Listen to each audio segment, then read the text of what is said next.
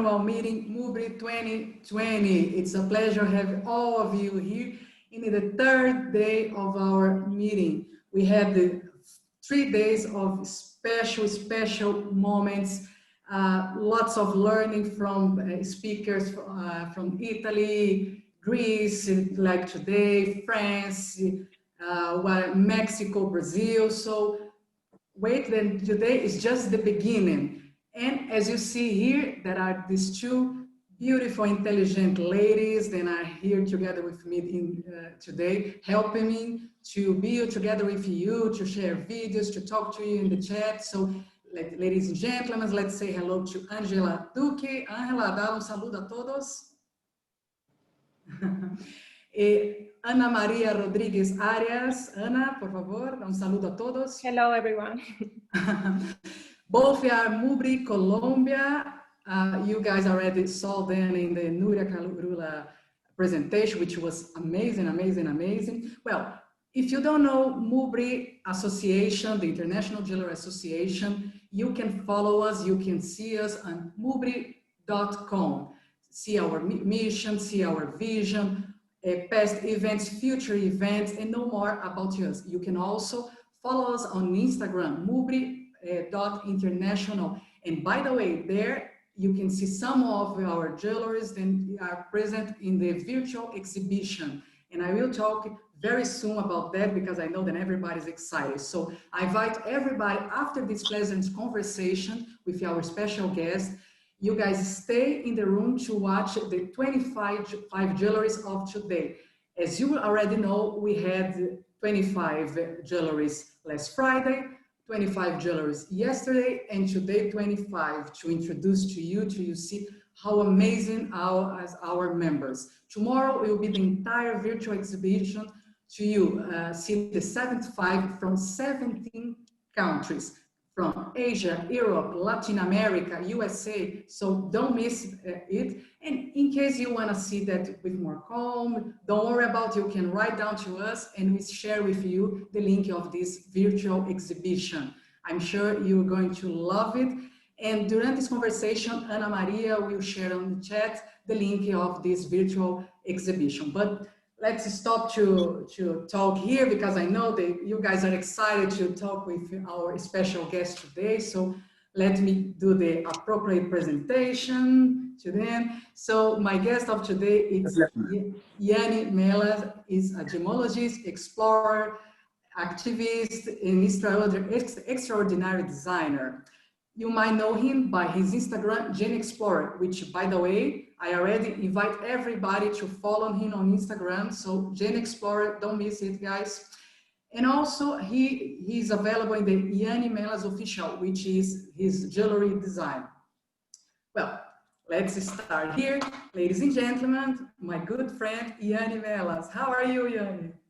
Hey, Ali, how are you? Very good. So nice to have you here. Thanks for accepting the invitation. People are excited to talk to you, to meet your questions. So I'm sure it's going to be a very nice conversation today. Yes. Spontaneous. Where are you? Yeah, of course. Where are you right now? Which part of the world? Because you travel a lot. I'm actually in my mom's house, and mom is sitting only 2 meters away from me. So it's the first time that she's actually seen me in this kind of condition. It's usually from far away.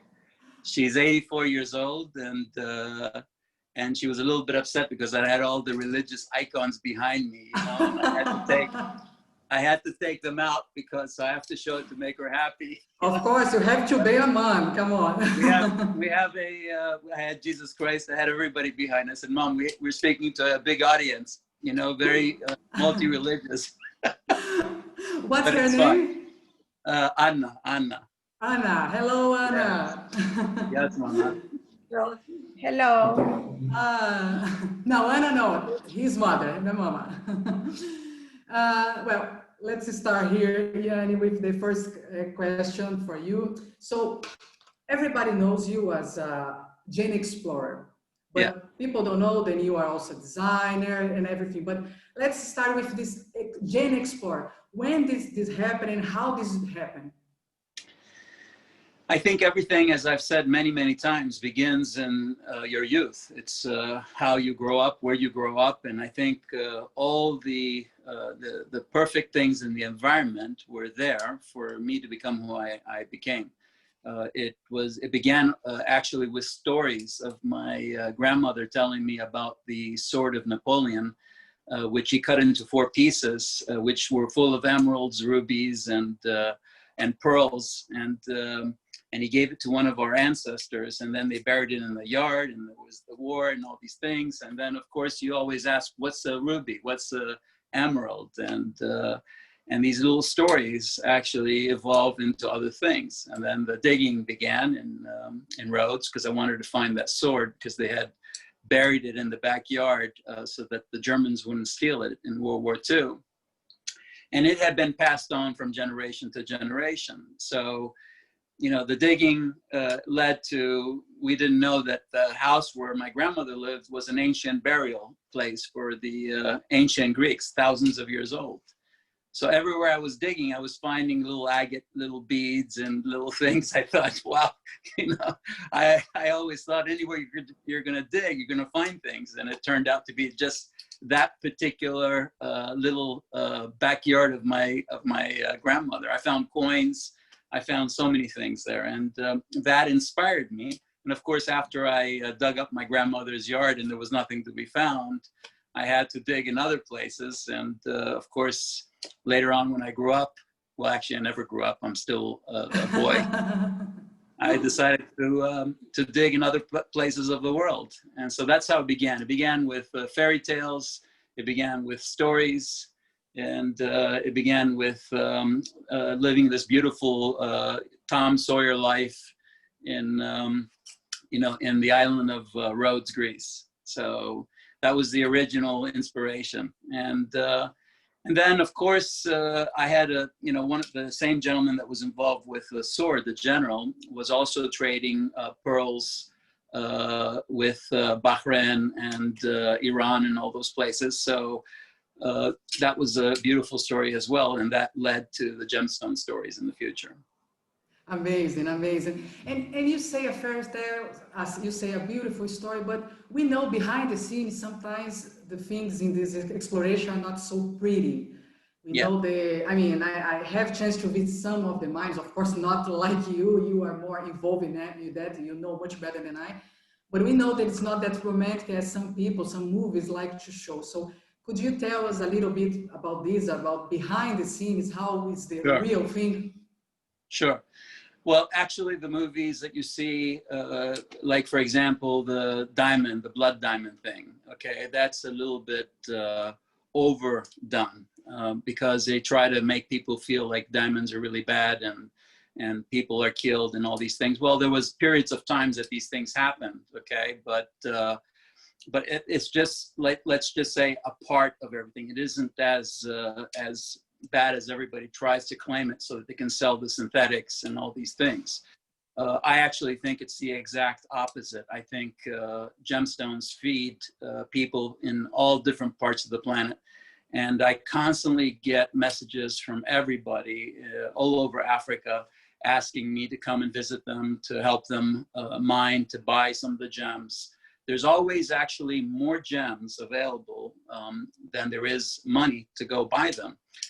And so I tend to look at gemstone mining as something that really feeds those who are not so lucky to be in around the big cities and so forth. So when it comes down to the sad things that we see, yes, of course, there's a lot of political corruption, and people always try to make excuses for a big part of the audience, which is Portuguese. We know what happened with Isabel. Isabel always, there's always these excuses about the politicians. Well, yeah. I just happened to be very intelligent and the daughter of the president, and I became, the richest person in Africa.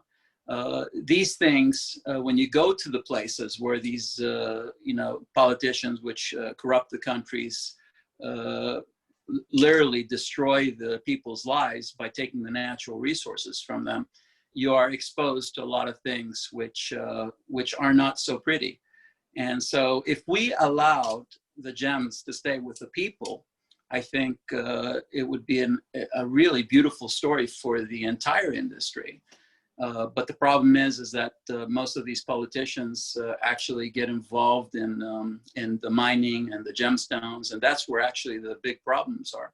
So as far as the not so beautiful pictures, yes, we do have a lot of diseases. For example, I've had malaria a dozen times, you know, so whether it was in Burma, and I don't take medicines anymore because when I used to take the medicines, it actually masks certain kinds of malaria. So you just take it when you need it, but then you have other problems which are even worse, which are the a lot of the parasites and everything else that you get. And even from your country, Brazil, you can get it from the fish, from the river and everything else. But actually, for me, the picture is very beautiful. I think there is nothing more, let's say, rewarding for me than to go outside of the city where people have lost their bearings about what humanity is about, and go to the villages and go to the places where the gemstones are and meet real people who are really struggling to make, you know, ends meet. And for them, a lot of people don't understand that, you know, like some people say, well, why do you look for diamonds instead of doing gold? And Laurent Cartier made a beautiful film, which was about the West Africans, where a lot of people don't want to just have, you know, the gold that gives you the average income every month. They're looking for the dream. They're looking for that diamond that's going to put their kids through the best universities and everything else. So when you're out there, you're exposed to, you know, every kind of people that is out there that is actually chasing their dreams. But the majority of them are not looking to get super rich. The majority of them are actually just looking for ways to feed their family. And I'm very, very proud to be a part of that connection.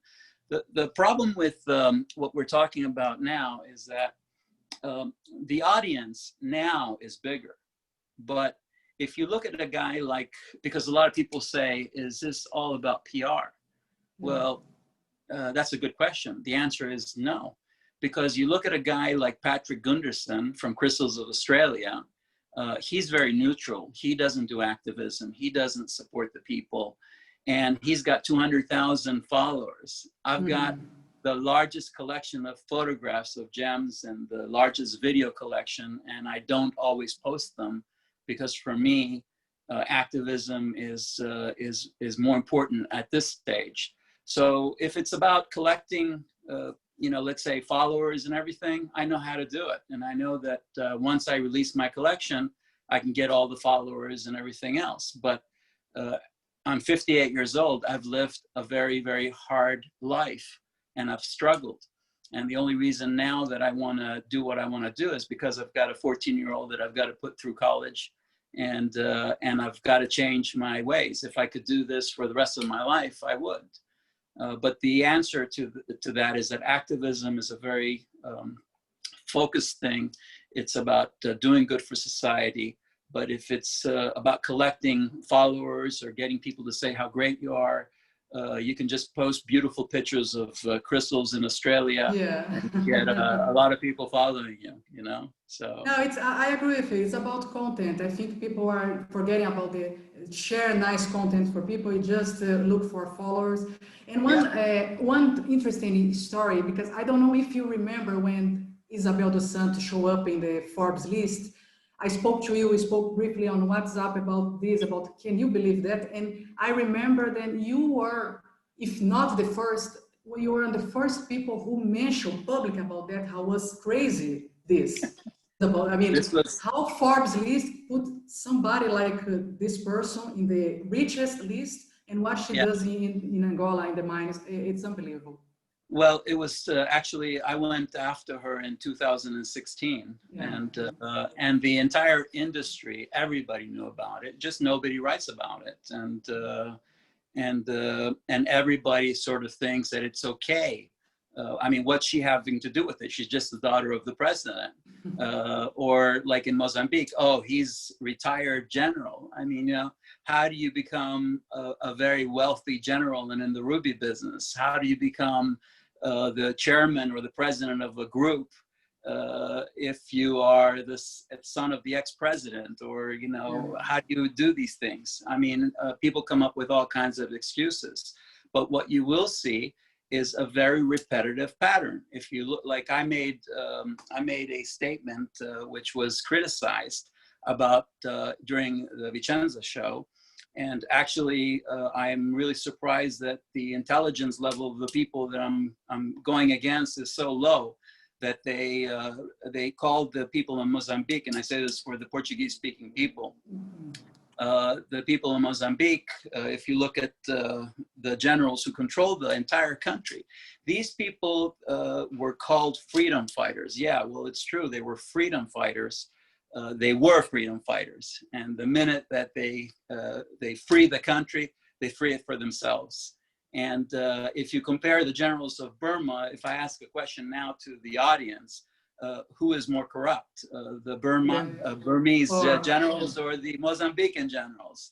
And the answer is Mozambique ranks 146th out of 180 countries. And Burma, with their generals, ranks 140. So actually Burma is better than Mozambique. But at the end of the day, they create negative stories. If we get rid of these people, and we give the power back to the individuals, the people that are at the mines, and we get the politicians out, and we feed the locals, we have amazing stories to give to everybody, you know? And we can move those countries from 146 to, you know, 20 or 30 or whatever, and create jewelry that actually does good for society. And I think the future is very promising, because I see that there is a movement. I'm very positive about the future. I don't want to paint negative pictures. I think if everybody joins and starts talking about how jewelry and gemstones do good, I think we can create amazing stories, because everybody today is working together as a team to clean up the people from the past. And Isabel is out. She's out. I mean, she's still alive, sort of, kind of, okay? But De Grisogono is dead, okay? Nobody wants to deal anything with that. And I think we have a beautiful future in front of us if we can associate gemstones with doing good. So do you see them designers, especially the young generation, they are more aware or more interesting to know about all these stories behind? Because I see people in the past in our sector, they are not so interested. They never were so interested to know. You think the young generation, they are more interested about this, about Absolutely. study? I think it's the exact opposite. I think I agree. I just want to know your opinion. Yeah, I think it's the exact opposite. I see a lot of young people in Africa, for example. I see a lot of young people in the middle of nowhere in Brazil, in Colombia, and they're coming out from nowhere. They have now an audience, and if you are not aggressive, and aggressive in a good way, you're not going to make it. But you have to work really hard to be on the top. And but the great thing about it is I know people like Sata, who used to work for De Beers. She's from Liberia. I mean, she worked her way up and worked for De Beers, now has her own jewelry collection, and is supporting diamond cutters. You got Patricia in Zambia. I've got friends in Ethiopia. I've got friends all over. I mean, you look all over the planet. People are not just hungry, but they're working hard. So the answer to this is if you're lame and you're creating all kinds of stories. I mean, look at me. I don't have as many followers because I'm so stubborn about activism. I mean, I wish I could have as many as Patrick, and I love Patrick. We're going to do a lot of trips together in the future, and we make jokes about this because he's like, he goes to Australia, he digs holes, people follow him, he posts beautiful pictures. you know, I've got an old phone.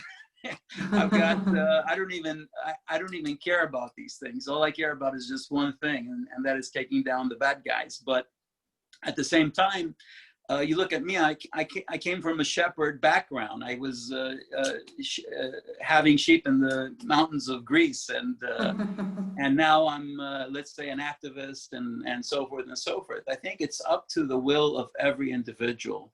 And I think that there's super, super exciting things happening, because I think Africa has finally got it. I think Africans finally realize that nobody's going to help them. And the people that are going to help them or appear as if they're helping them are only looking out for themselves, right? So we're sick of companies going there and building hospitals and all that kind of stuff. I mean, honestly, the people there have to take control. And I think that the movement is with women.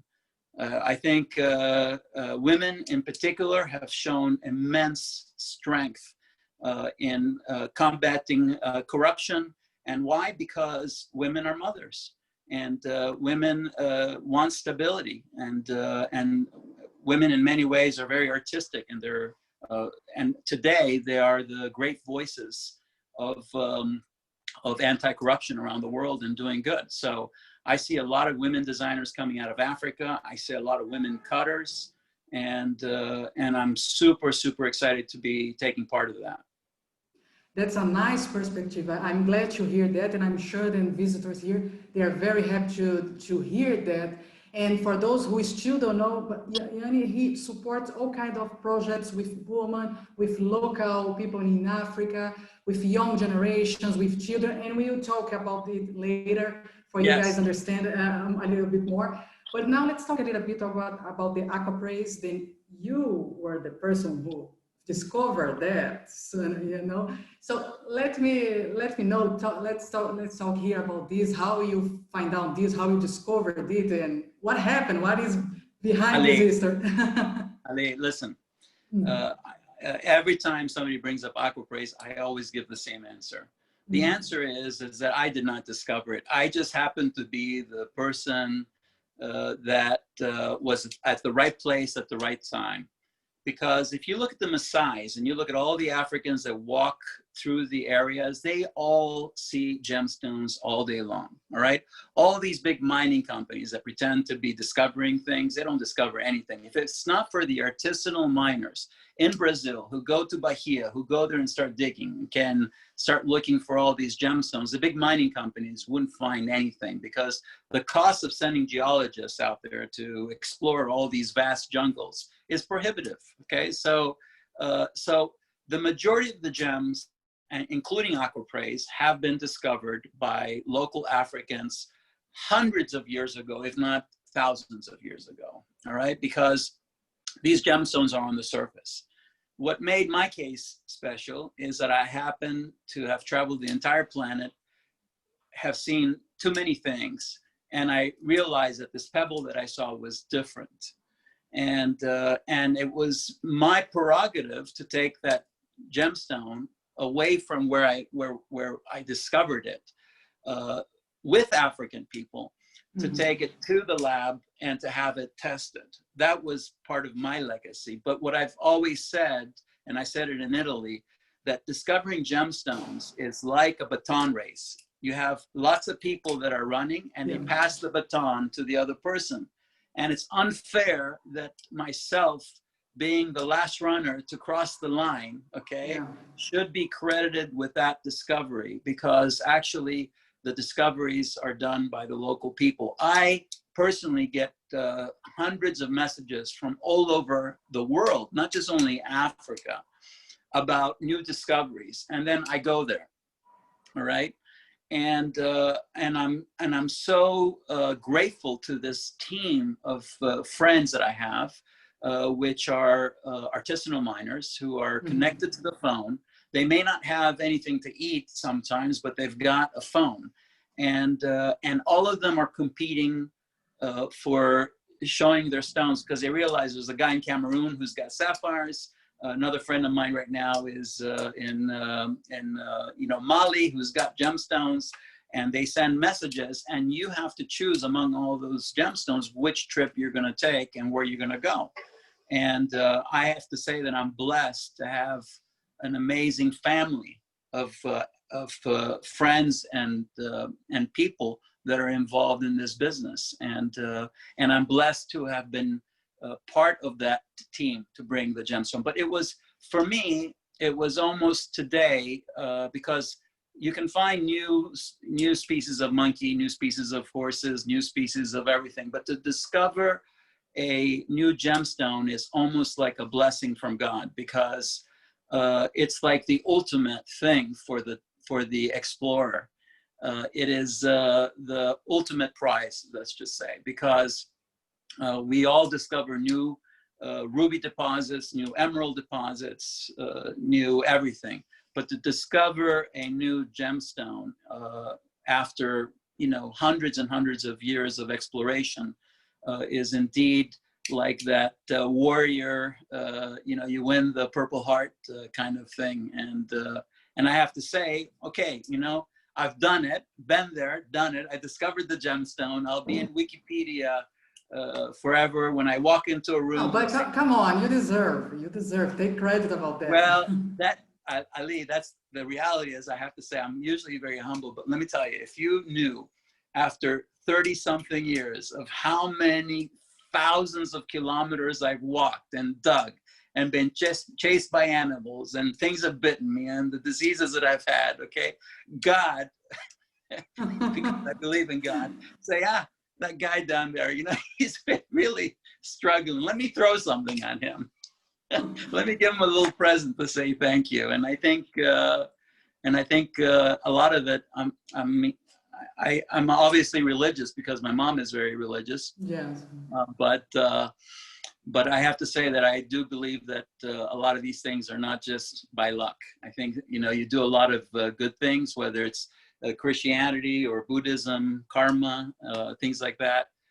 Things end up finding their way to you. So I'm very blessed with aquaphase. It's an amazing stone. And one thing I wanted to say about it is that I'm actually the discoverer. The people that invested in it and everything else are completely different group, because I'm not interested in the cutting and the marketing of it. I do it for other people to help them to sell their jewelry with aquaphase and things like that. But actually my dream is more to work in the field for exploration. But at the same time, my ultimate dream since I was a little boy was to be a jewelry designer. And it's like you're Jacques Cousteau, but you want to open up your, you want to become a cook or a restaurant person, and people don't let you do that. But I pray now at 58 years old that after 30 years of doing a lot of exploration and activism, I now not just want to take care of the kids of the world, but I want to take care of my kids as well. And so I think by December, I'm going to try and evolve into my collection slowly at Yianni Melas official, whatever that thing is. I don't. But I'm not even good at promoting we know that he knows everything except his own Instagram. Yeah. But since you spoke about your design collection, let's go to this subject. When you are going to finally launch, when you're going to finally stop a little bit and give us the pleasure to see your design and see your collection.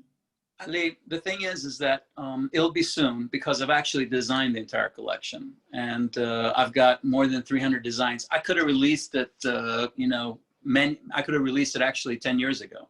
Yeah. The problem is that I find, and 10 years ago, I could have had the expensive cars and the expensive houses and the expensive everything, because I already built a legacy for myself. I'm not worried about that, okay? The reason that I have refrained from doing it until my ripe old age, which, okay, maybe a lot of you don't think that 58 is old, but in the industry of the more years you wait to release a collection, the more competition you have. And, before, if I had started my collection, I would have been one of the, let's say, beginners. Today with Instagram, you've got thousands of people who claim to be designers, and they all show you the same exact thing. You know, it's like, it's really funny, but they create competition. The thing is, though, is that I am very firm on my beliefs, and it has a lot to do with my mother. My mom having lived a very difficult life during World War II, and having heard those stories of hunger and everything else, that affected me and made me very, very strong in activism. For me, once I start the jewelry collection, I will not be so deeply involved in activism. Exactly. because I think it's a conflict of interest. You know, I think you know, if you're selling jewelry and talking about ethics, there's nothing wrong with it. Okay, but I'm like, you know, there's like two kinds of priests. There's the Greek priests that wear the big gold cross with the diamonds and the rubies and everything else, and then there's a priest that wears the wooden cross, and it doesn't make the priest with the big gold cross you know, any stronger or any better. Actually, I prefer the wooden cross because it's your beliefs that make you stronger. And so I have a very, very firm belief that if you're involved in the industry and you're selling something, you always feel this feeling of you know, gosh, I hope people don't think that I'm doing this because of this, right? And a lot of people who see you doing it think, oh, I think he's doing it because of that. Well, you know, I think it's very clear that I've refrained, and the only way to prove, and I will prove it, because it will be a lesson for the youth, that once I do release my collection, I will have, in my opinion, let's say, a very beautiful future for my dreams, right? And but then by that time, I hope that I will have retired from it. Why? Because it's like the guy who goes to Vietnam. He goes on 10 tours. After 10 tours, he wants to come home and open up a restaurant or something. He's entitled to that. And I have to say that I will not fully retire, but I will definitely. Yeah, exactly. I was going to say, I don't think you are going to retire. I'm sorry, my friend, but I don't think it's into you. I don't think. I think you know me better, okay? But at least I can say that for the first 58 years of my life, okay, that I was the guy with the wooden cross, okay? Because I don't know in the audience, Yianni and I, we know each other for 7, 8 years, something like that. So, and he always mentioned, no, I'm going slow down, I'm going down, and he keep activism. So I don't think so, but let's. Everybody who knows me keeps saying the same thing, because at every conference I keep saying I'm going to retire, and my collection keeps being moved on further and further and further away. You know, but this time I mean it. I'm going to release. All right, let's. But what you do is so unbelievable. No, listen, my son Philip is 14 years old. I mean, I need to, you know, and my daughter Electra is 4. And she is actually more expensive than Philip, because she's 4 years old. She goes by a shoe shop. She wants to buy every pair of shoes that she sees, you know. So I wanna be able to provide a good, let's say, a good future for my kids. I want to be able to send my mom to Thailand with her friends, not just by herself, but with all her friends or older friends. I want to be able to do things, you know, for my family as well, that are not necessarily for me, because if you followed me on Instagram, I mean, I go with my friends fishing. We fillet the fish right there. We put it in lemon juice. We eat some tomatoes, some cucumbers. You know, I realize that all those expensive sushi restaurants at Nobu or whatever you call them are not as good as sitting right next to the island, catching the fish and eating the sushi, which is only 5 minutes old. You know, you know. So anyways, what I wanted to say is, yeah, go ahead. I lost you. All right. No, you talk a lot of activism, you talk a lot about children, but give the details to the audience. I'm sure that people want to know, work with the children, your activism with for that, why it's important to do that. I lost you. I lost you. Can you hear me? Just raise your hand if you can hear me Yeah, well. I hear it. Yes. Okay. Yes. All right. So let me tell you, you have to have a very strong character, because when I did the hunger strike against Isabel dos Santos, it was just because my beliefs were very strong. I mean, you have to realize, Ali, that that I'm known as the eater. I love to eat. All right. I cannot go. I wake up in the morning and all I want to do is have my breakfast and my coffee. To go for 31 days without food is not so easy. I mean, but I have to say one thing, that it makes you a stronger character. It also makes you a better gem explorer, because you realize that if you get lost, you can go 31 days without any food. I am a warrior. I mean, I am, my whole mentality and my whole lifestyle is not just appearing as a warrior. I am a warrior from within, all right? So if I say I'm gonna do something, I'm very, very firm with it. So with regards to the designs, one thing I wanted to tell you is that I've been very blessed actually in doing all these things, because in traveling to Zambia and traveling to Zimbabwe and traveling to Brazil and traveling to Colombia, as an explorer, you have to have a combination of many things to make you a successful explorer. First of all, you need to be good with people. You can't fake it. You have to be sincere. You have to come from a background which understands the people, you know? So I came from a very, very humble background. And so when I relate with the people from the villages and all these different places, I feel like I come close to them, you know, just real, because I can relate with them. You need to come from education. You need to study at GI. You just can't go into the field and not have, you know, but even further, when you travel to all these places, you need to also think as a designer.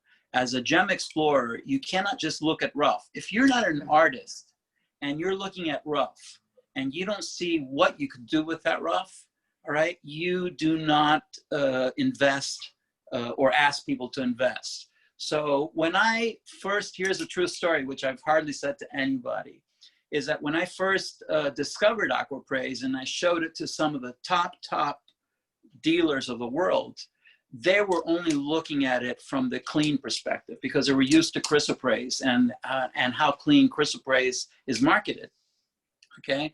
I looked at aquapraise from a designer aspect, which was all the different patterns and everything else. And it was my, you know, my philosophy as a designer that you could take these, let's say these gemstones that were impure and very earthy looking, and not cut them for clarity and for perfection, but cut them for beauty. So, so actually the first 4 people that I took it to and said, look, I don't have the money. Do you want to invest in this? All right. I just discovered it. Most of them said no, because the amount of clean material in it is very little. And then I found one gentleman who said, I think it's great. So the answer is in gem exploration, you need to be an artist, because you need to be able to see the colors. It's the same thing with the pink sapphire that came out of Ilakaka. When I first started looking at that material, most of everybody was treating it to orange and yellow and all these different things. And I said, look, pink diamond is very popular right now. Why don't we cut it like diamond cuts into pink colors? And then the whole pink diamond thing went crazy, and they couldn't afford pink diamonds. So what did they use? They didn't use the Vietnam pink sapphire, which was very intense, that looked like a light ruby. They used the pink. This was during the Swarovski times. They used the pink sapphire that came from Madagascar, that was looking like a pink diamond. All right. So being a gem explorer is also being an artist, and I have to say that it's a two-way street. You become a good buyer, but you also traveling to all these places. I mean, I can tell you, when I was in Colombia and you visit all these places, you see people's homes, you see designs, you see the villages, you see all the South American Indian motifs. You know, so I make photographs. I have thousands, maybe 100,000 photographs from all my travels of African motifs, from the museums, from the drums, from everything. So, so for me, it wasn't like I was wasting my time playing and searching for gemstones. For me, it was a way to search for elements in all these cultures that I could then be inspired to create a collection. And at 58, I have to say that I'm exploding to release some of these motives that I discovered and put in my collection. I just, you know, sometimes I say, God, I hope I don't get Alzheimer's and everything else, that I'm not going to be able to put my ideas into things. God forbid. Please. Don't say that. Don't even joke about that. So the idea is that yes, sometimes I have this fear. What if something happens to me when I'm in the bush? What if you know, then all these things that I've collected, you know, they have to be passed on to somebody that is going to take these and categorize them and put them into things that is going to be your idea. I mean, you look at Versace. We lost Versace very early, but had Versace had all these inspirations and everything else and created the image, then your design element continues to the next generation because people know what you were thinking of, you know? So at 58, I think I've got still enough time to be able to create the images that I want and hopefully pass that on to younger artists for the next generation to carry, let's say, the brand of what I want to create, you know? So, but I have to say, I've lived a great life. I would never, somebody asked me the other day, would you have started when you said you would start your jewelry collection at 40 or whatever? And I said, no, because I would not have done what I did with Isabel. I would not have done all the things that I've done. But I think now, I'm very, very close to saying I have to do what I was meant to do, which was design. We will see. Well, I'm sure you guys are enjoying this conversation with our Indiana Jones, Yianni Melas. Indiana Yianni. Indiana Yianni, yeah, exactly. Sorry, my mistake. Well, we have a couple of questions here. As I say, we know each other for 7 years, so I think you never saw me with glasses. You're the first time you see me with glasses, Yianni. Okay. I'm gonna drink some wine. All right. Mom has some church wine. So we have many questions here. So let's try and answer everybody. Here we go. First from Adriana Badlisi from Colombia. Hi, Yianni, thanks for your time. Do you think there are any new gems we haven't actually discovered? Which is your favorite? You mean if there are any new gems that haven't been discovered? Yes. The answer is yes. I do think that there are new gems that haven't been discovered, but I do think that it's very rare to come across those. I think it could be luck that we find it in the next, let's say, it could happen next month. It could happen, 5 years from now. It could happen 50 years from now. But to answer her question, it is very difficult to find a gemstone that is new. And here's the key things to that question, but that is also durable and natural and doesn't fade and doesn't crack and do all these things. The strength of aquaprase is that it had all these features. It was discovered at a time that the earth needed something earthy, which aquaprase is blue-green. It reminds you of, all the elements of the world. It reminded you that imperfection is beautiful, all right? That we have sort of gotten away from the, that era of perfection, and imperfection is absolutely gorgeous. And, but at the same time, it was a gemstone that didn't need to be filled, impregnated like turquoise and other gemstones, that it, with time, did not craze like a lot of the opal does when the moisture is gone. This gemstone never cracks and never crazes. That was hard. So, to cut an aquaprase, we have to use diamond tools, and some of the old videos will show you on the Gem Explorer page where there's actually fire coming out from the wheels. So this is an exceptionally very durable gemstone. So to discover a gemstone is actually, it's very difficult. To discover one that has all the, let's say, all the important things about durability is even more difficult. So yes, the answer is yes. I do think that we will discover gemstones in the future, but the chances of discovering a gemstone that has all those durability, let's say, positives, is almost nearly impossible. Because you look at Larimar, it's actually a very soft stone. You look at some of the Ethiopian opals, not all, but most of them, after a while, they start cracking. You look at the Peruvian opal, the same thing. You can get lots of Peruvian opal that won't crack and everything else, but a lot of the times most of the stuff needs impregnation. So about my favorite gemstones. I love jade. Although, again, I think jade it's not necessarily always the Burmese jade. I like jade because it is the toughest gemstone, together with nephrite. And I like things that you can carve and they don't break. It's something forever.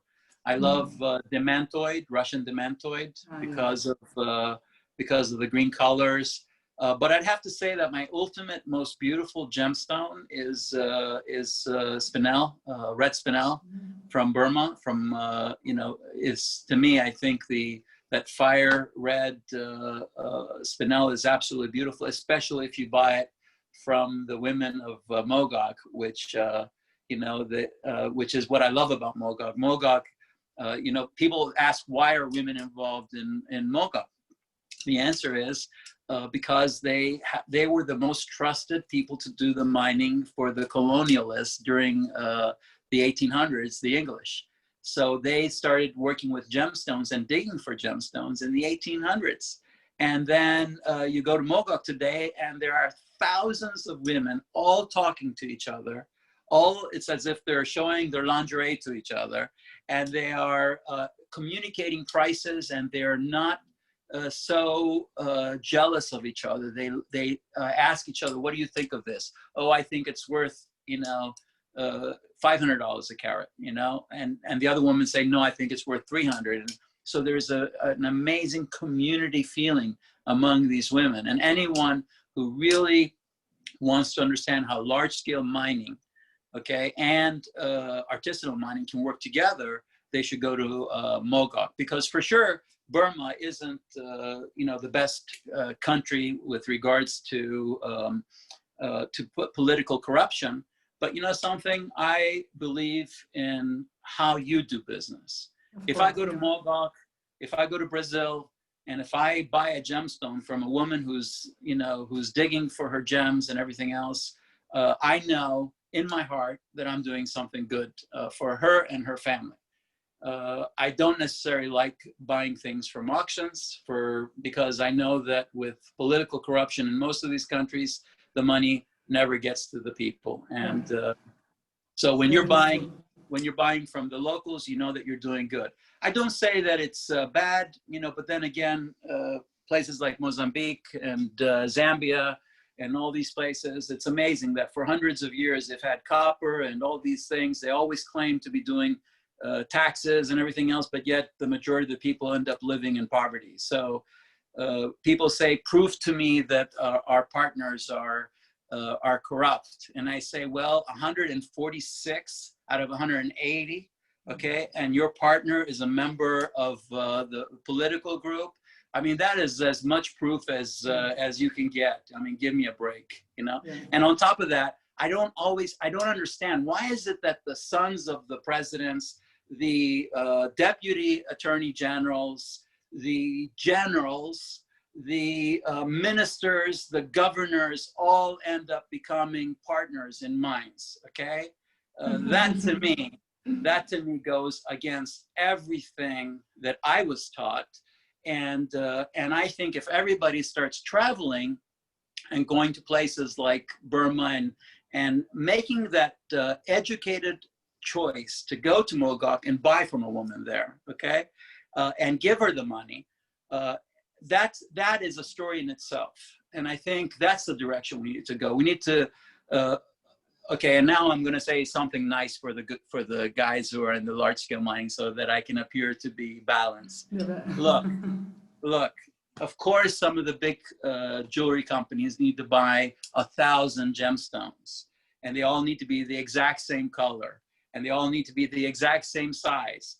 And the only way you could buy that without hard work, because in the old days, they still managed to buy those gemstones, but it took a lot of hard work to go to all the different people. Now, the problem is that they have to buy from one person or two people, okay? Which doesn't create a lot of balance. But what it does do is it allows these big brands, right, to be able to buy 1,000 pieces from a particular cutter. But for the independent jewelry designer, this does nothing, okay? Because independent jewelry designer doesn't need 1,000, 5,000, 10,000 pieces, right? They just need 5 pieces or 10 pieces or even 100 pieces. And so those 100 pieces you can very easily get from the small cutters, the small cutting houses, the artisanals, and it's fun doing that as well. I love the search. I love the hunt.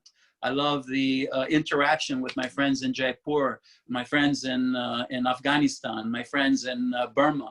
I love making that phone call and say, hey, I need a spinel or whatever.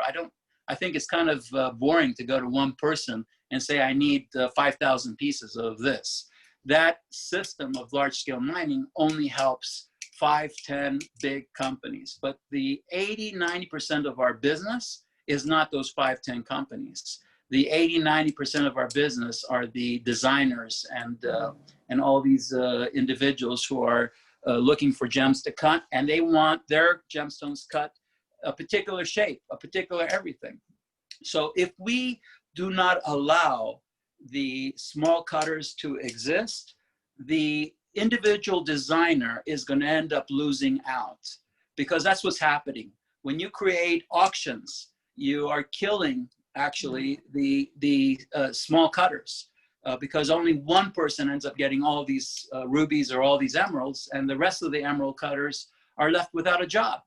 And so I said something in Vicenza. I said that, yes, we're able to make a lot of money for the mining companies and a lot of money for the supposedly partners of the mining companies. But what we're doing at the same time is we're destroying the small cutting, let's say, houses and the artisanal miners who supply those individuals.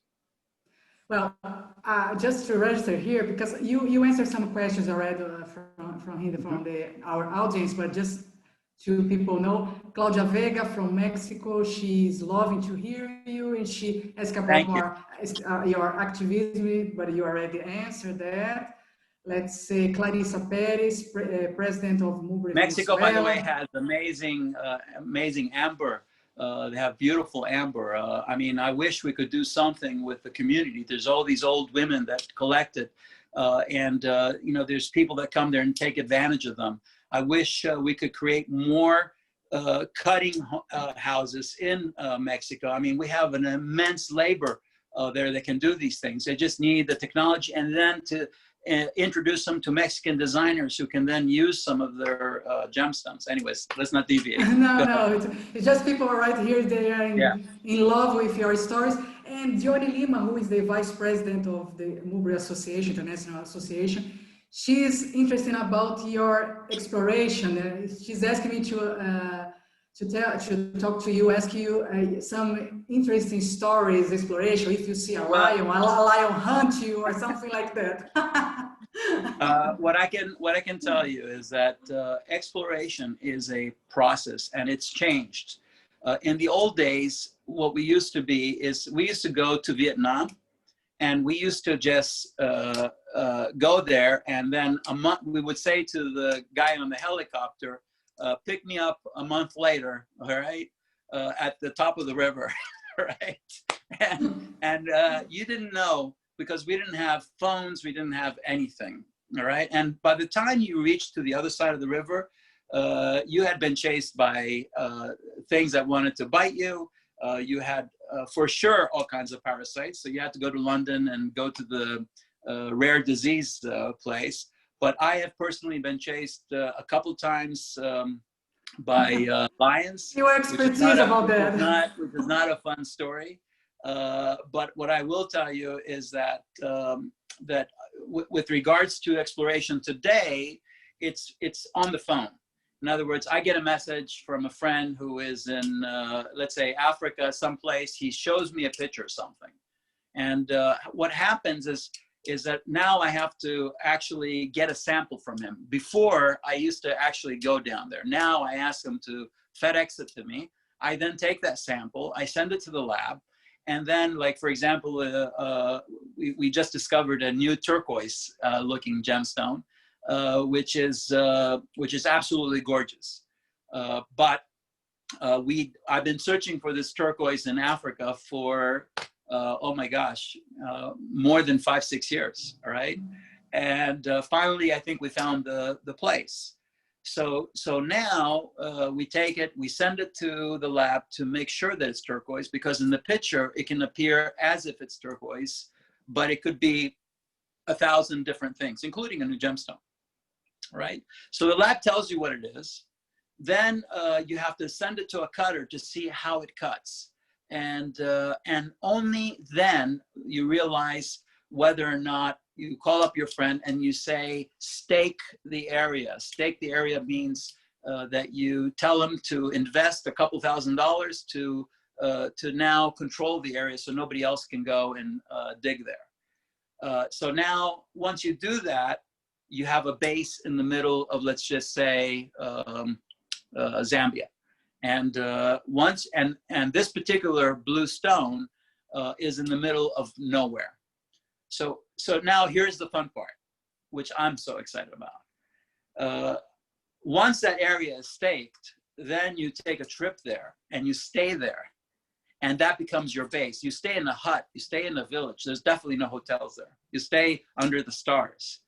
And that's where the fun part comes, because you already have something that you can pay the expenses by helping the locals mine it, because I don't want to do mining, right? Where you help the locals to do that, you help invest in them in digging and everything else. And then the next part of it is that you can then start going around the area and looking for gemstones which are around the area. And that is very dangerous, especially with snakes. So when it comes down to exploration, one of the things that I 100% believe in is snake-proof boots and snake-proof chaps.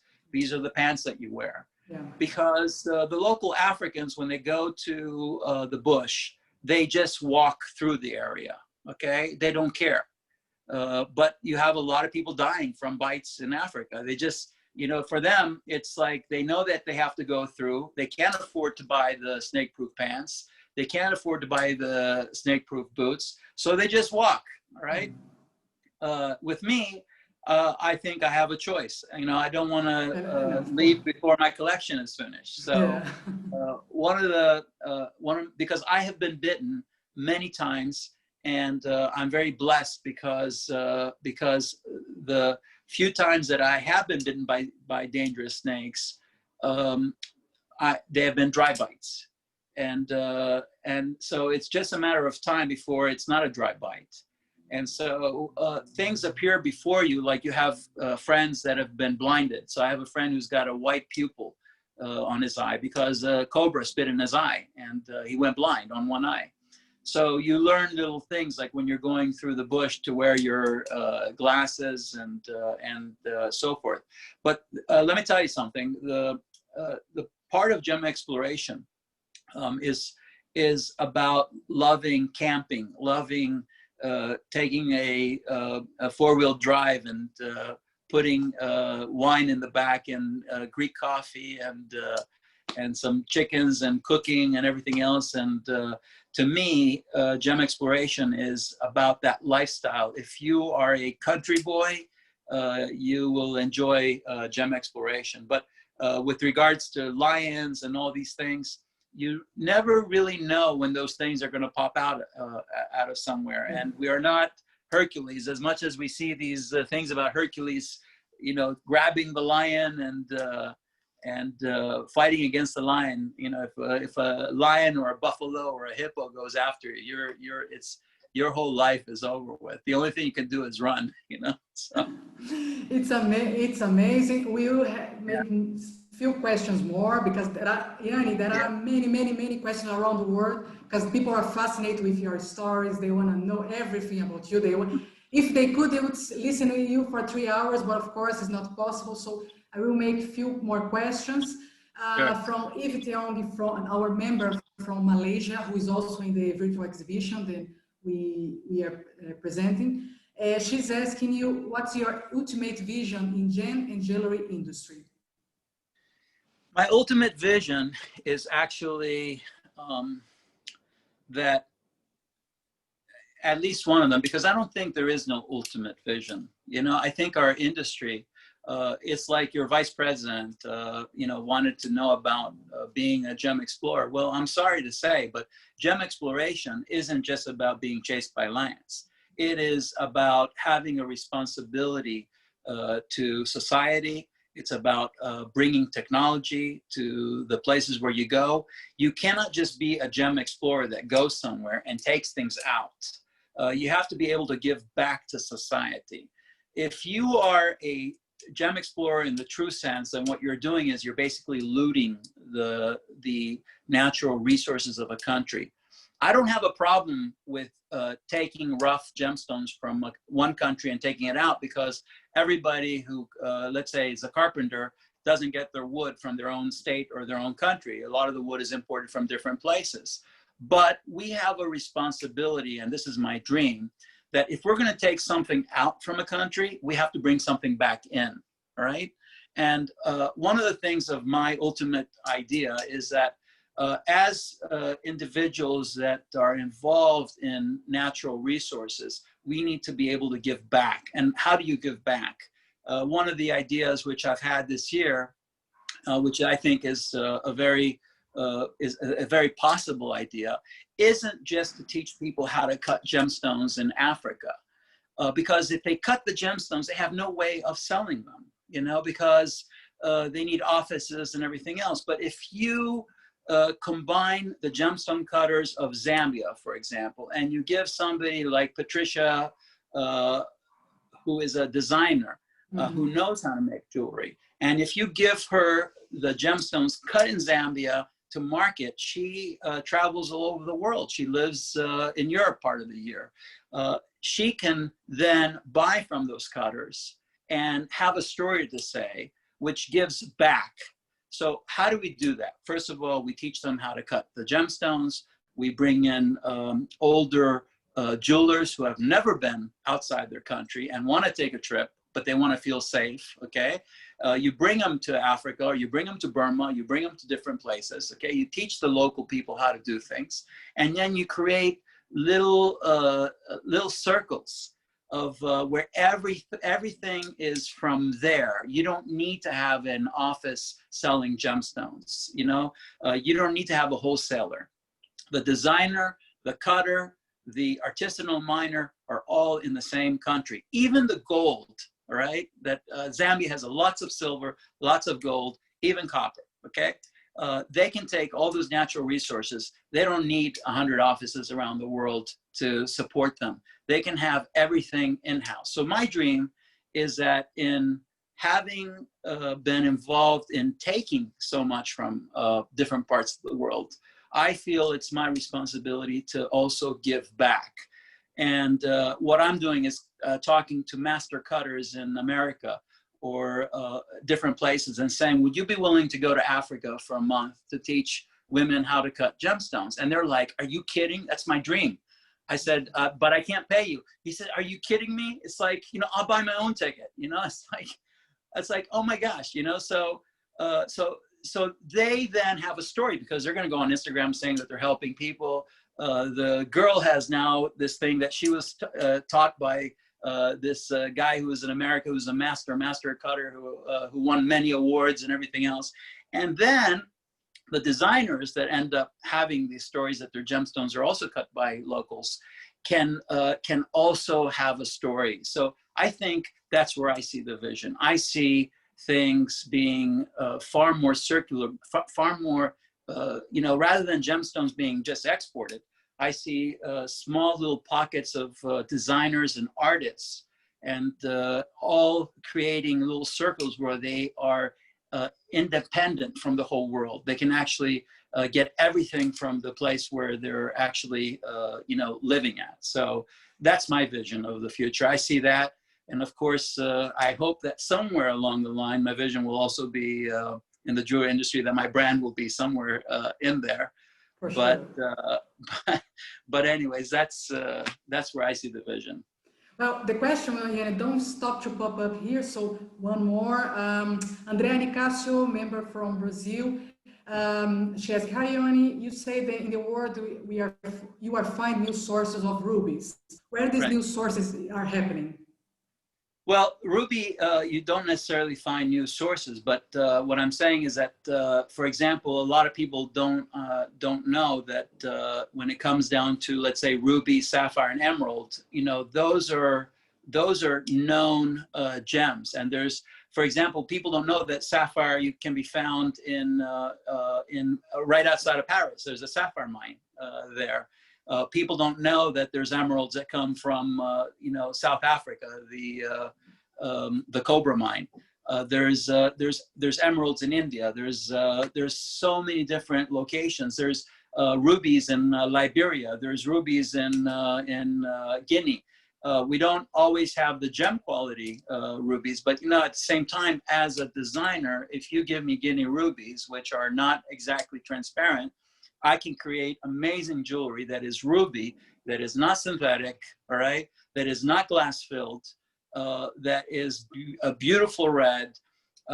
And okay, you know what? Maybe it's beads, maybe it's cabochons, maybe it's whatever, but at the same time, it's affordable. And nowadays with COVID and everything else, not everybody can afford something that costs 50,000, 100,000 a carat. So all these new ruby sources, and one of my favorite is the Guinea ruby from Guinea, from West Africa, because you can literally buy that material for hundreds of dollars a kilo. And imagine if you can buy that for hundreds of dollars a kilo, even $1,000 a kilo. Imagine, and by the way, when I say that, I'm not saying at the source, and this is why I sometimes love to buy in Bangkok, is because in Bangkok, the gemstones arrive, there's like 1,000 people that can buy that, right? So it's like when people say, well, did the miner get the fair price and everything else? Well, the answer is, did you ever ask the middle guy whether or not what he went through? Because the West Africans, the Mandingos, which I love to associate with, yes, they go to the mine, but people don't realize that in order to go to the mine, you have to spend a month there. A month in the middle of nowhere. Do you know how unsafe that is? Everybody says the guy at the mine should get the most. I don't agree with that. I actually disagree with that. When people at the mine, they will get their fair share. Why? Because there's probably 100 people, once you hear about a new mine in Guinea, right, or a new mine in Liberia, there's 100 people outside the mine that want to buy. The Chinese, Indians, Sri Lankans, Africans, everybody's there. So the miner has an option of who he's going to sell to, all right? Now he sells it to somebody, that person invests his hard-earned money to buy that, right? Now he's got to ship it to somebody that he trusts in Bangkok, but he says, well, wait a minute, if I'm going to take it in Bangkok, I'm your cousin, you have to give me a share of that, because the guy at the mine doesn't want to leave the mine, the African guy. So now his cousin is going to sell it, but his cousin is busy, okay, because he's got 4 kids or whatever, and he has 5 nephews, and those 5 nephews are going to come and say, hey, can I sell those rubies? Yeah, sure. You want to make 10%? No problem. 5%? you get a commission if you sell, right? So you have an entire circle of people that are benefiting. And you don't know how many times I've met young kids who I know who their uncle is, and I know the guy at the mine, right? But I know if I don't buy from them, he cannot pay his rent this month. So, but does it matter if I buy for, you know, $1,000 or if I pay $1,300 for it, or even $1,500? You know, for me, sometimes you have to think that everybody has to find a way to make a living. And although I know who his uncle is, and I know that he's the broker in it, I don't have the heart sometimes to go to his uncle and buy from him, because I know he's trying to pay his rent, you know. So this is what I'm talking about. As people who are gem explorers, we have a responsibility to make sure that we don't cut out all these middle people and everything else. Why? If we cut out all the middle people, at the end of the day, all right, people who are jewelry designers are going to say, well, you know what? I'm going to buy the gemstone directly from the person you bought it from. Well, you know what? Everybody's got to make money. And we need to think of the entire chain of people, because by thinking of the entire chain, we're actually feeding more people. And today we have an issue with feeding people. So I understand that chain. I understand the nephew, the uncle, the cousin, and everything else. And I don't always necessarily want to go to the mine and spend a month sitting on top of that mine buying, because if I do that, right, it means that I'm only going to have gemstones from that particular location. So we need to think of long-term beneficiation for everybody, and still think of prices. You still have to go to the mine to know what the cousin of the uncle is buying for, so you can control the profit, right? Mm-hmm. That the guy in a particular Bangkok or Jaipur is not selling it to you for 5 times the price. But the idea is that we help the entire chain of individuals so that the whole world lives, you know, versus a few key individuals. Well, as I said, guys, I know that everybody don't stop to send the questions here. It will be impossible he reply everybody, but once again, thank you everybody who is here, enjoy this conversation, make the questions. I want to thank you. People from Mexico, since you spoke about the Ember in Mexico, they say, please come visit us. People are saying, people from Spain, from Panama, they send you hugs. They love listen you. And I will just pick up one last question and then we are done, because otherwise we don't stop here. And actually the question that I'm going to ask you is 3 people, 2 from India and 1 from Italy, Beatriz Biagi, made this question. So let's, then we please 3 people here. Yianni, thank you for sharing such an amazing experience. My question is, how can a small independent designer jewelry companies actually getting contact with independent and small cutters, small cutters? How is that possible, make this connection? First of all, with cutters, today the trend is going towards Jaipur. You know, Jaipur has got a lot of cutters. So if you make a trip to Jaipur, you can definitely meet a lot of cutters. When it comes down to, was the question about designers as well? How do you get in contact with? Yes, because you mentioned about the small cutters and everything. Right. So she want to know how a small designer, small jewelry can get in touch, make this connection, since you explained so well to support these people. Well, I think, first of all, you need to go as many gem shows as you can possibly go, right? Because I have been to 1,000 different gem shows, okay? And there are gem shows in every country, every place. Now, you're not able to do that, but you've got Instagram. You've got all these different things, but the key centers for the cut gemstones are Jaipur, right, and Bangkok. And there's a building in Bangkok called JTC, right? And JTC is almost like the shopping center of all the gems that you can find. It's next to the Holiday Inn, next to Siloam. So you go to the Holiday Inn, and you can find every gemstone on the planet in the JTC building. You've got Afghanis there, you've got Indians, you've got everybody. It's like a shopping mall for gemstones. And you can find Burmese people there, you can find everything. Now, but to get to the people that cut, it's also not so easy, because some of the big cutters will not cut for the designers, because the designers only need 50 or 100 pieces, you know. So there are some cutters that I know that will not work with small designers, because the amount of time that they require is too much compared to a company like Pomelato, or let's say Bulgari, where they need, you know, big productions. So you need to meet people, and you can meet them there at the JTC in Jaipur. And I'm happy if anybody messages me. I can always refer people to people, because Gem Explorer is not meant for selling. Gem Explorer is when people ask me to find a diamond for them. I think there's a lot of people that are upset with me, because you know, I just don't. It's not my interest right now to do that. But I'm happy to refer people to different people. But at the same time, honestly, Instagram is such a huge resource today that even myself, a lot of my gem exploration has to do with meeting new people that I see on Instagram. And you have to then be intelligent enough to know whether these people are sincere or not sincere.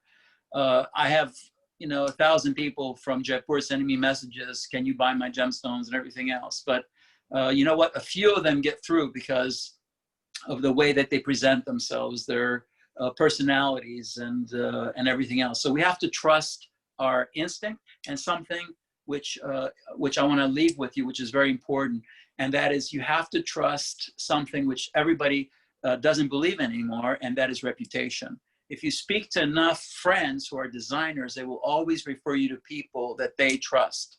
And I firmly believe in what we call reputation, because we've forgotten about that. We have this thing about you know, trusting the computers and all these different codes and everything else. But at the end of the day, if we go back 100 years, 50 years, what made a gemstone dealer more trusted than the other? What made him trusted was his reputation. It's very good, very good.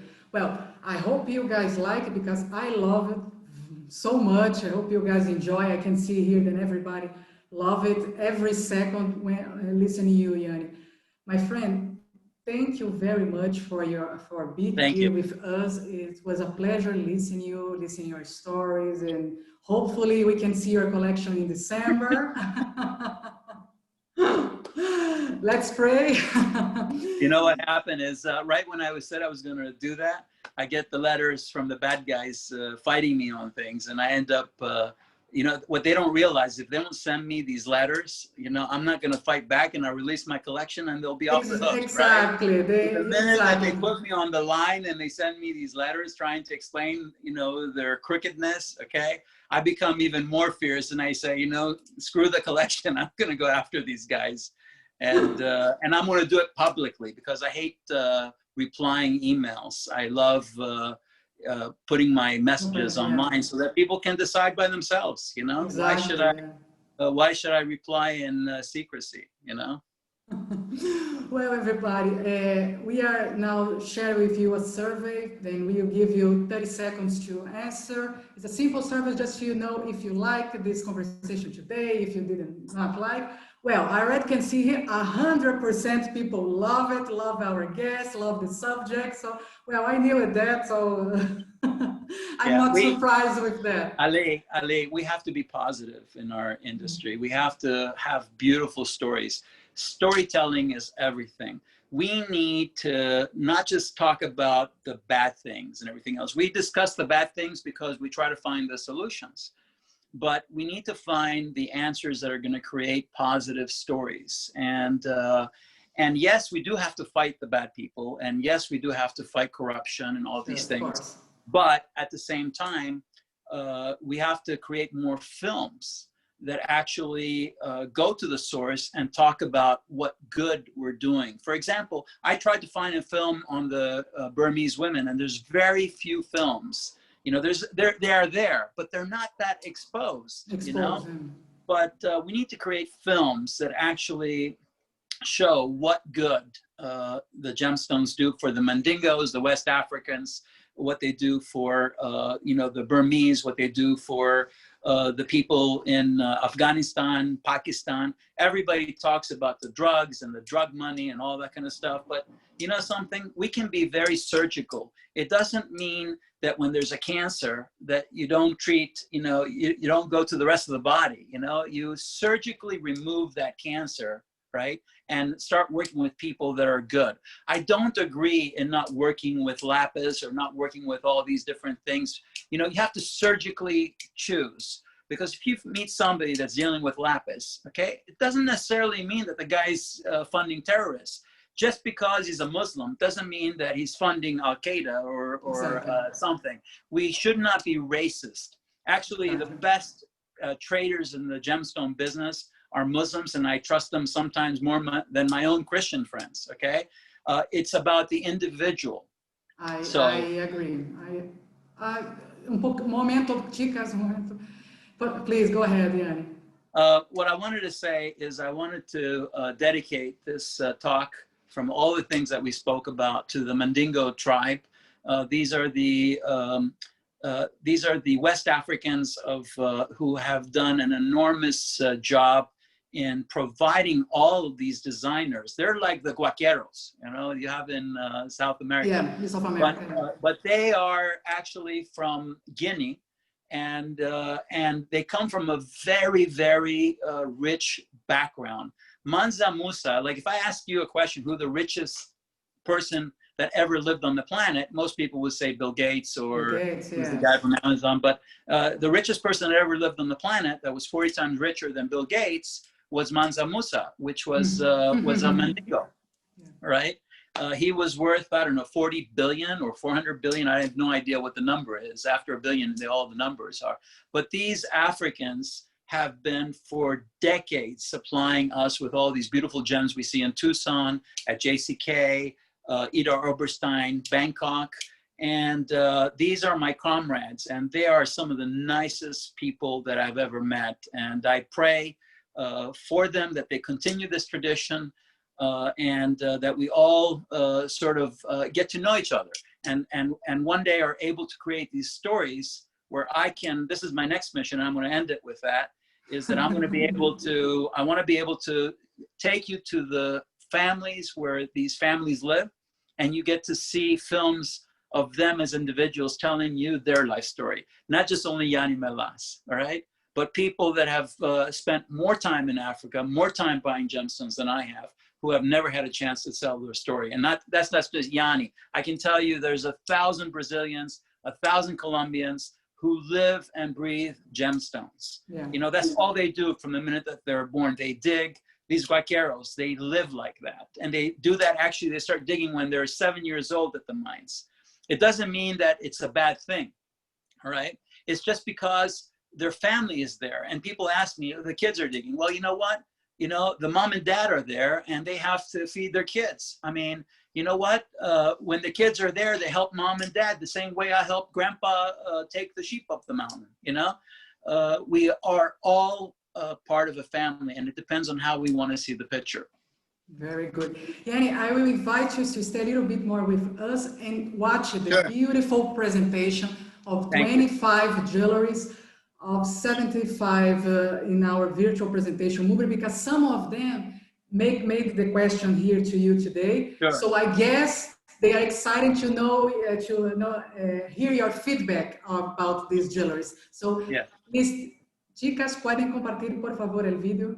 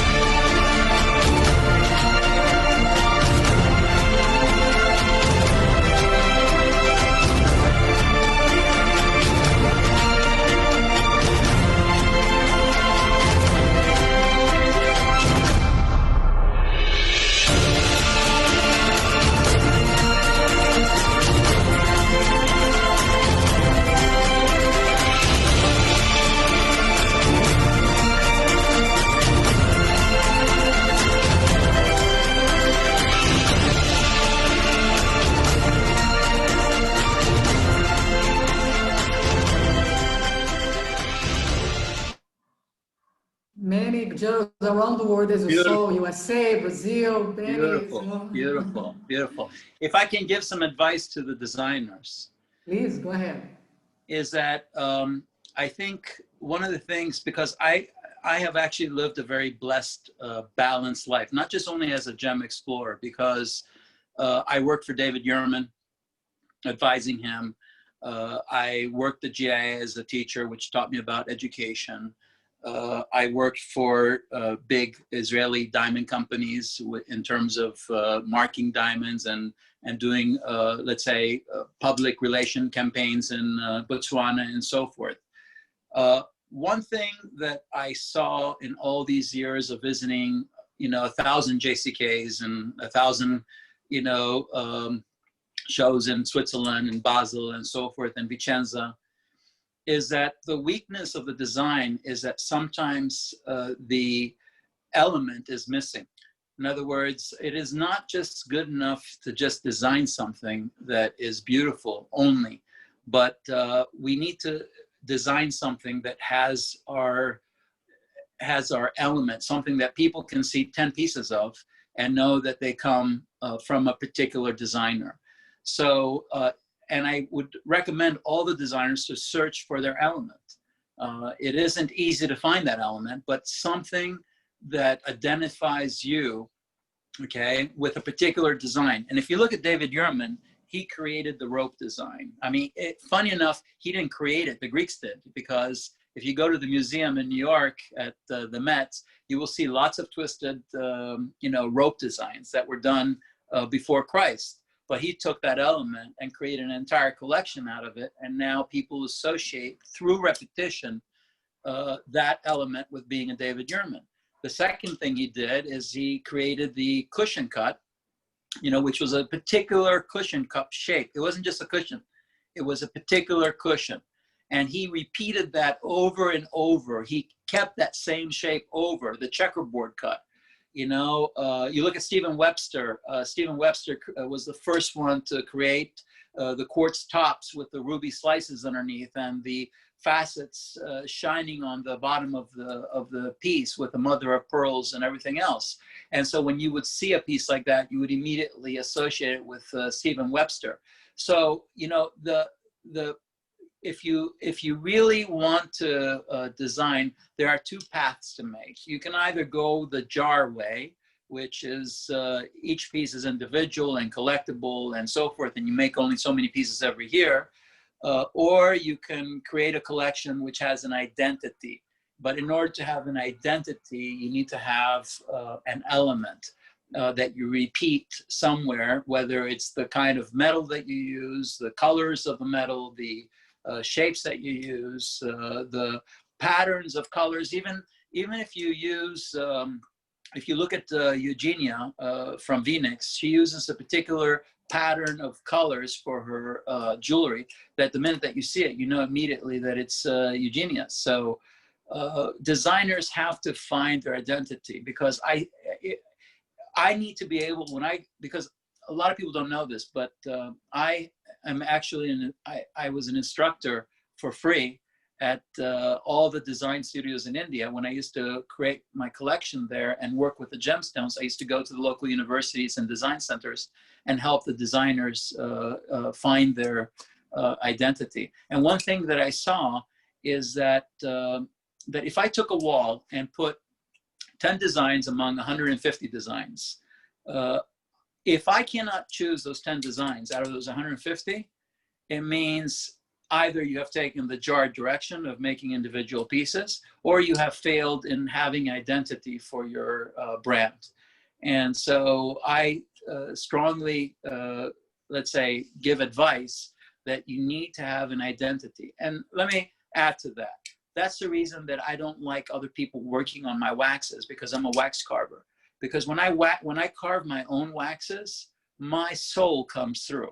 And if I carve 10 pieces, okay, even if they don't have all those elements, you can see that it's been carved by me, because it's my inner soul that's speaking, my hands, the way I do things.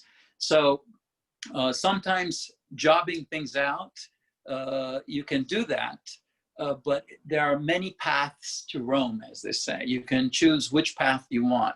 But what I'm doing is I'm giving you options of how you're going to do that. Even the CAD designer that you work with, sometimes it's better to use the same CAD designer because he's going to keep a particular identity. The minute that you start using different CAD designers and everything else, they bring their personality into it and it starts changing things. If you're very good, then you can work with several CAD designers, but you have to be next to them and tell them what to do. If you do that, then you can maintain the personality in your designs. A lot of people just send a drawing to a CAD designer. Well, I'm telling you something. You take a design and you send it to 10 different CAD designers, you're going to get 10 different designs, all right?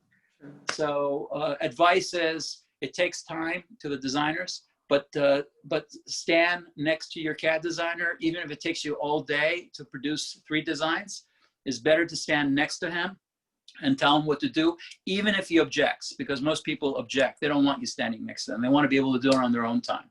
I have CAD designers that know me, and they know that from the morning until the night when we start doing things, even through share screen, okay, because you don't have to be in India.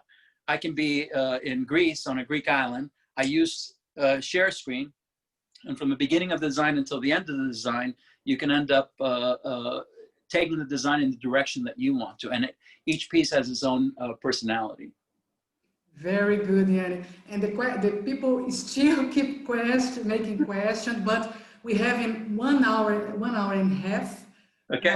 We have the next webinar with Benjamin Calvo, president of IGE. IGE in the Institute of Gemology in Spain. So in 1 hour and a half, you guys can enjoy also this presentation from Benjamin Calvo. I'm excited. It will be in Spanish. It will be in Spanish for those who know Spanish. Of course, everybody are very welcome. Yeah. So, well, Yianni, my friend, thank you. It was a pleasure to talk to you. Hope you enjoy too, because we all here from Mubri community, we love it. Thank you, Ali. And remember, everything is an opinion, right? Everything is an opinion. It doesn't mean that my way is the right way. You know, there's no such thing as my way or the highway.